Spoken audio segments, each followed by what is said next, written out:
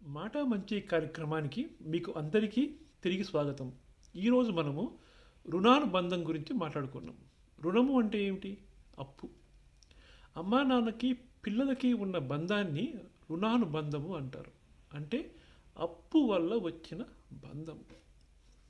మనము జన్మ ఎత్తాము అంటే పూర్వజన్మలో మనము అమ్మా నాన్నకి ఇవ్వవలసిన అప్పు పూర్తిగా ఇవ్వలేకపోయాం కనుక ఈ జన్మలో తీర్చుకోవడానికి మనం జన్మ ఎత్తాము.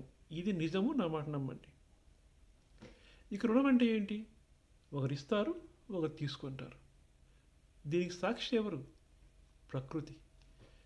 మనము ఎవరికైనా ధనాన్ని కానీ ప్రేమను కానీ బాధను కానీ పంచామనుకోండి, ఈ ప్రకృతి ఏం చేస్తుందో తెలుసా? దానికి వడ్డీ కలిపి మరో రూపంగా నీకు తిరిగి ఇస్తుంది. దీని నుంచి తప్పించుకోవడం ఎవరి తరమో కాదండోయ్.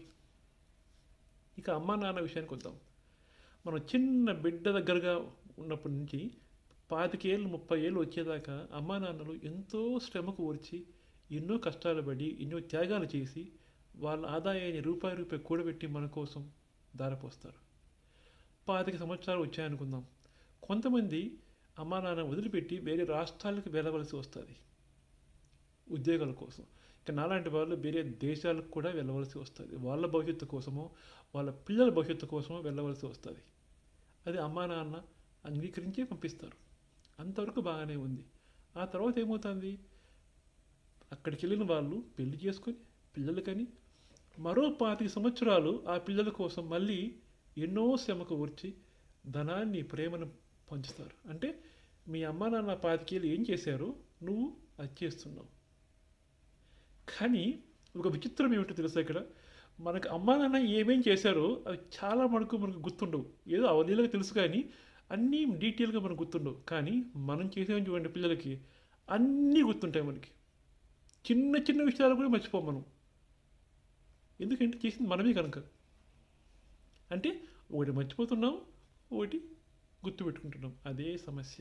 ఎందుకంటే ఇప్పుడు గుర్తుపెట్టుకుంటున్నాము, మన పిల్లల దగ్గర నుంచి కూడా కాస్త ప్రేమను పొందాలా అనుకుంటాం.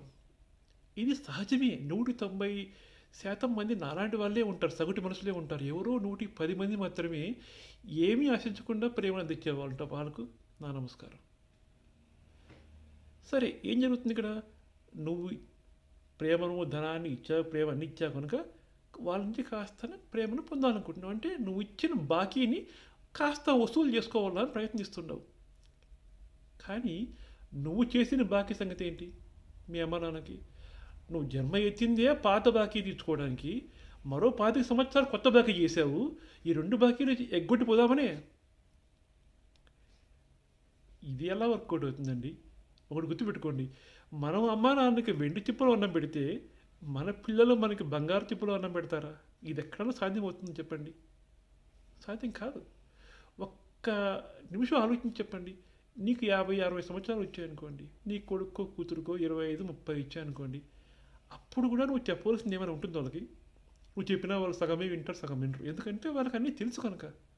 కానీ నువ్వు వాళ్ళు అనుకో, వాళ్ళకి ఏమీ తెలియదు, నేను చెప్పాలా, నేను చెయ్యాలా, వాళ్ళకు వాళ్ళ బిడ్డలకు కూడా నేను ఆస్తులు సంపాదించాలనే పెద్ద భ్రాంతిలో ఉంటున్నాం మనం. కానీ మనం చేసిన బాకీ గురించి మాత్రం మర్చిపోతున్నాం. అందరూ మోక్షం కావాలా మోక్షం కావాలా అంటారు. మోక్షం అంటే ఏమిటి చెప్పండి? జన్మరాహిత్యం. ఈ విధంగా చేసిన బాకీలు ఎగ్గొట్టిపోతుంటే మళ్ళీ జన్మ ఎత్తాల్సిందే కదా నువ్వు. ఇంకా జన్మరాహిత్యం ఎట్లా వస్తుంది?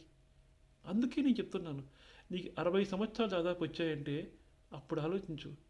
నీ బిడ్డకు నీ అవసరం లేదు, కానీ 75-80 సంవత్సరాలు ఉన్న మీ అమ్మా నాన్నకి నీ అవసరం ఎక్కువ ఉంది. ఒక 10 సంవత్సరాలు తిరిగి రండి, మీ అమ్మా నాన్నకు సేవ చేసుకోండి. 25 ఏళ్ళ దాకా నువ్వు పొందిన ప్రేమను 10 ఏళ్ళలో ఇచ్చే అంత ప్రేమని ఇవ్వు వాళ్ళకి. ఇవ్వు. ఆఖరి అంకంలో ఉన్న మీ అమ్మా నాన్నకి తృప్తిగా సేవలు చేసుకో, వాళ్ళకి సంతృప్తి నువ్వు. అప్పుడే నీ బాకీ నువ్వు తీర్చుకున్నవాడి అవుతావు. ఈ జన్మతో ఇదే ఆఖరి జన్మగా మార్చుకునే అవకాశం ఉంటుంది. ఒకసారి ఆలోచించండి. ఇంగ్లీష్లో ఒక మాట ఉంది, what you reap is what you so.